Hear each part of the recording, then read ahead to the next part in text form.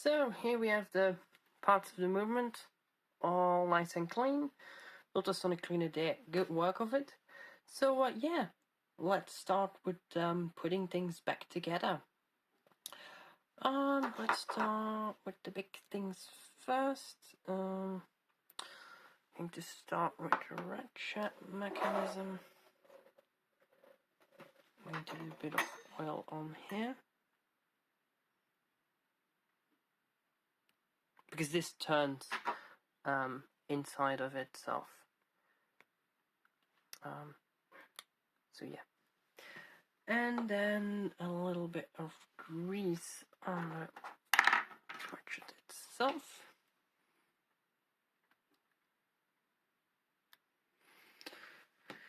Okay, and that can go in.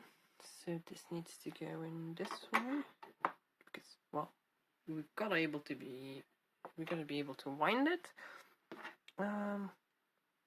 So I'm going to put the spring on there too, like this.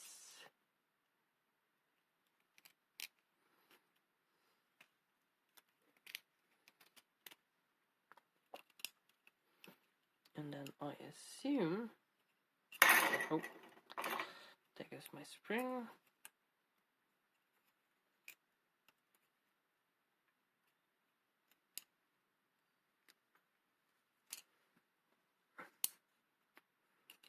Is it actually stuck? Yes, and it was on, if I remember correctly, like this.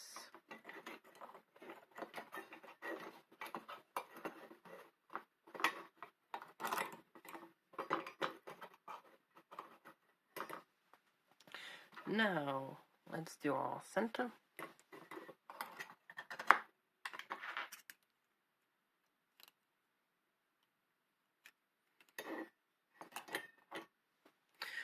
Now, I assume it's this one, then that one.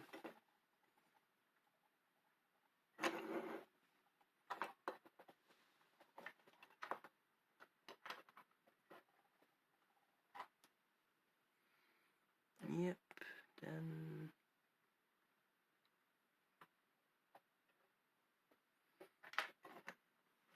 quickly check.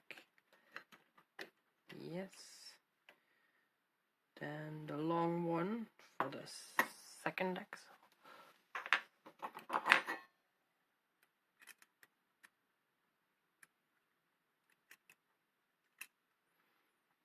Yeah, and then our anchor wheel.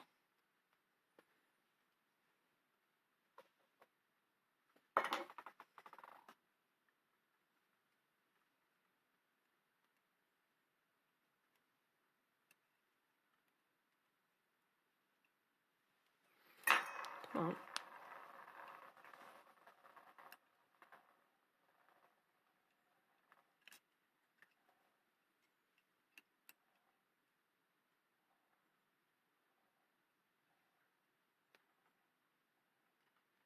Yeah, that's how it should be. Now, anchor.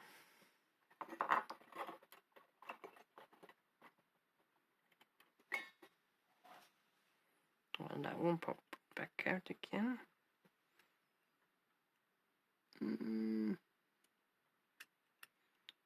Okay, that one's back in. Now I'm not going to put in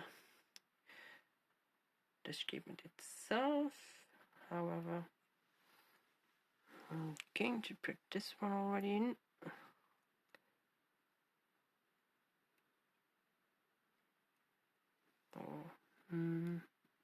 Wait. We have to be like this.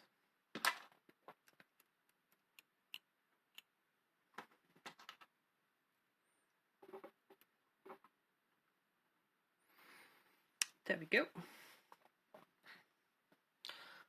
So now it is time to put everything together. Shouldn't be too hard because we don't have much to go in.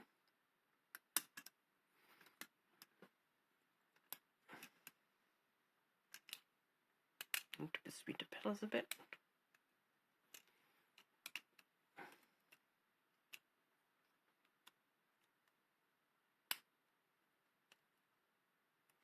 Yeah, one of the problems is with like cheaper movement like this is that like the little pillars or spaces in between, they're not straight, which means that like you have to bend them in position a bit before you can even start putting like everything in place.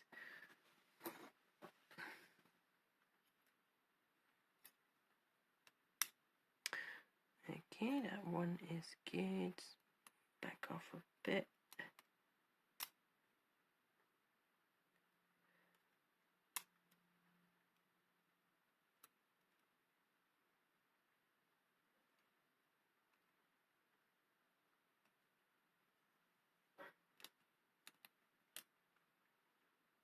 Okay, everything is in.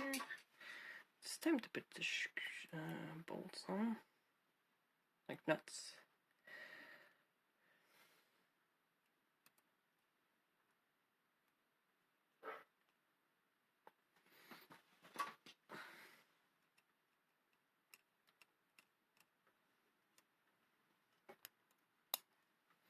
Just to ensure that like nothing pops out of place.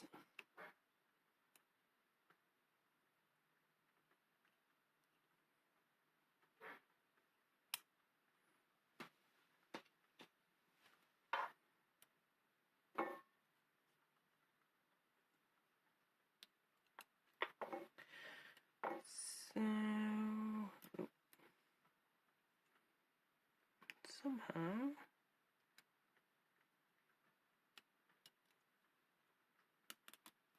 there we go.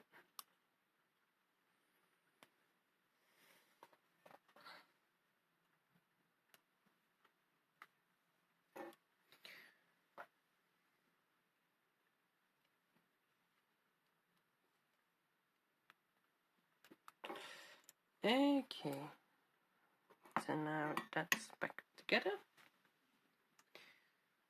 Now it's time to put balance back in. So I'm going to get the conical pin that was holding the hairspring in, and then the screw.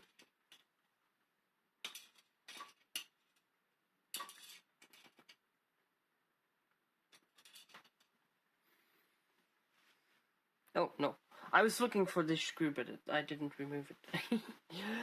I just left it in the movement.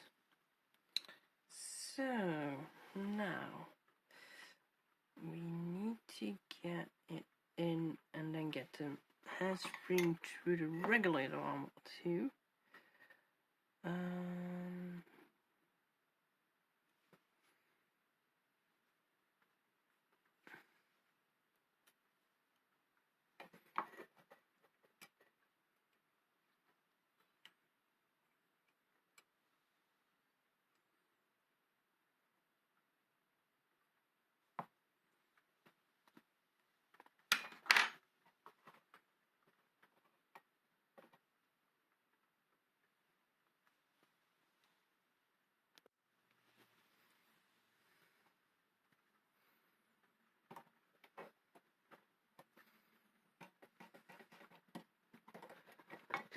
So I'm just taking that screw until I can get the point of the like pointy axle right in, so like I can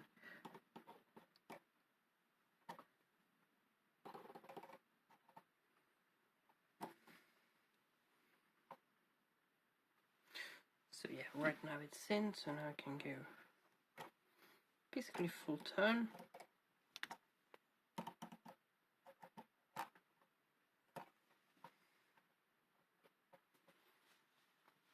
So the way you tighten these up is like you go till like you can't go any further, and then you go back until there's movement again. So moving.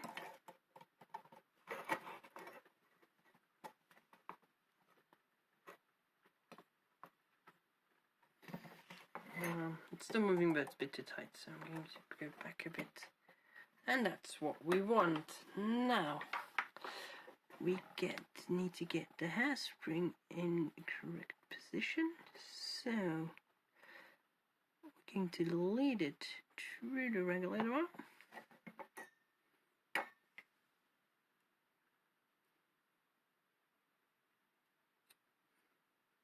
Which is much easier said than done.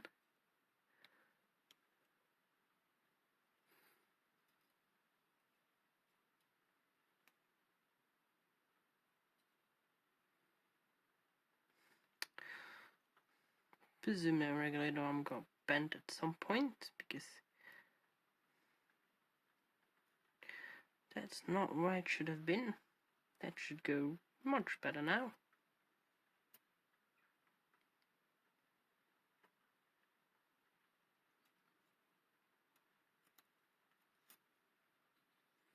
Also, as scary as it looks, these kind of mainsprings can have a lot. Hairsprings, I mean.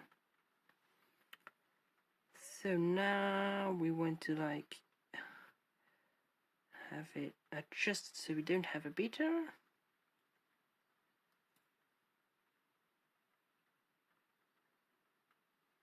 More. There we go. So now we aligned the anchor body in basically center, so yep, and that's perfect. Give it a bit more so it's stuck in. Okay, now let's see how it runs.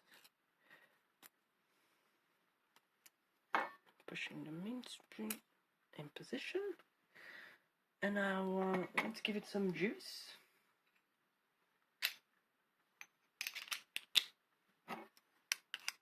Oh, that's too big. Where's my other one? That one is even larger. Oh yeah, I'm going to grab the key real fast. So here we go, we have the key.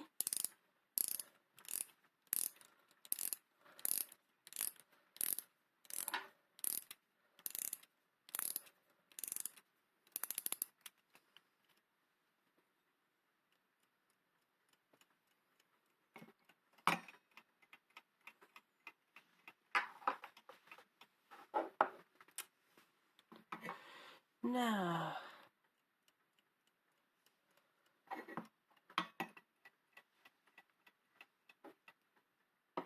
time to give it some oil. So, from big to small.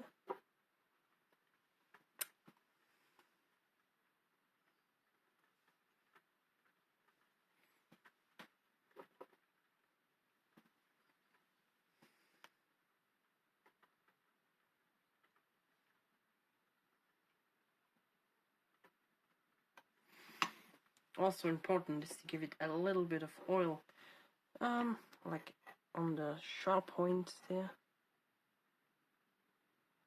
and there, to minimize friction. So we did everything on this side, so time to turn it around and do the other side.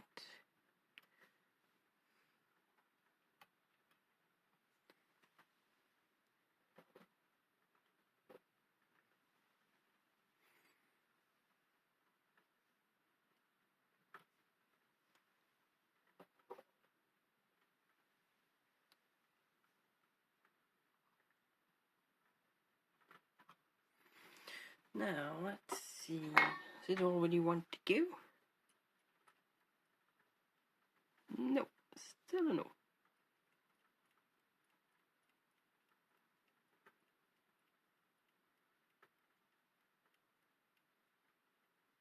So we're losing power. power somewhere. And the question is where? Because there's no visual signs of where. So, where are we losing power somewhere? Let me take a look and I will get back to you.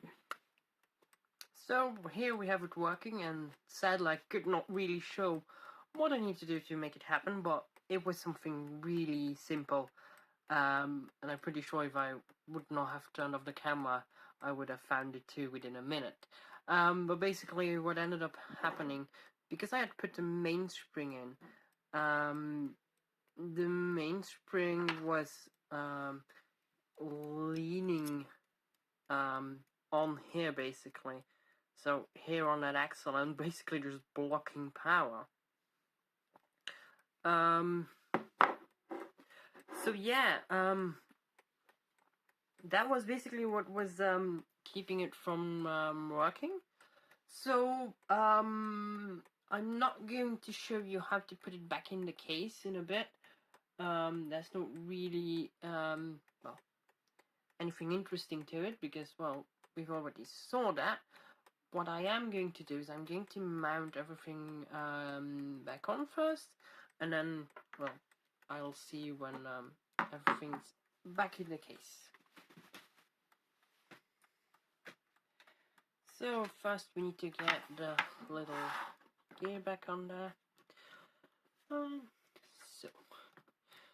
in order to hammer that over, I'm going to use this brass tube. And of course a hammer to lightly and hopefully a bit straight, yes.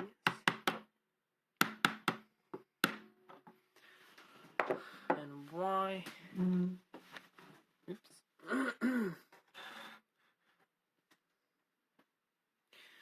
And why does this not go straight?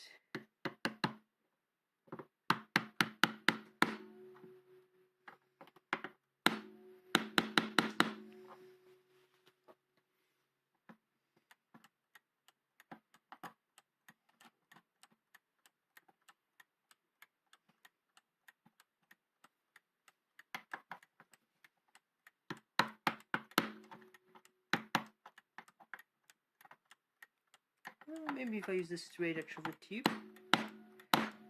Yes.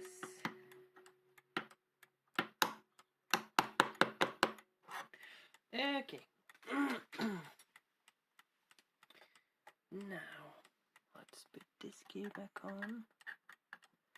And then that annoying clips.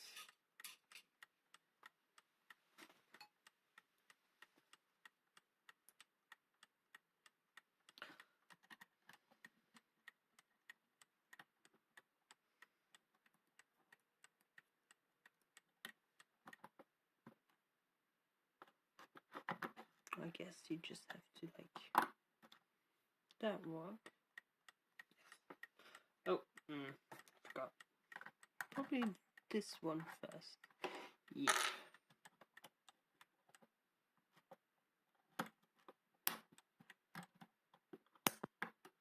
Yeah, come on.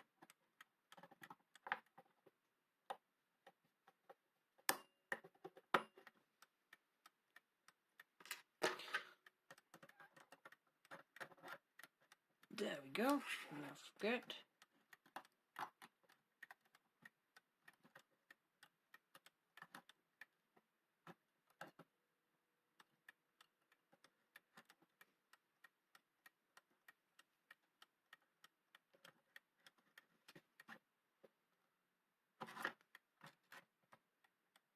Okay. Now I'm just going to do a little drop of oil here, so we don't get any friction between there. So now, time to mount it in the case. I gotta say the tick on this is, yeah, it's a really satisfying tick. So, here's the clock, almost back mounted together. The only thing I'm going to do now is mount the watch hands, block hands onto it. Since there's no chime or anything, I'm just going to align them on the 12. So let's see.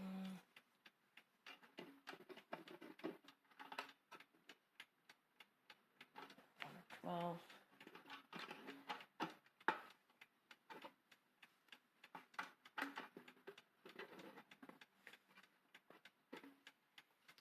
And now let's put my little nut back on.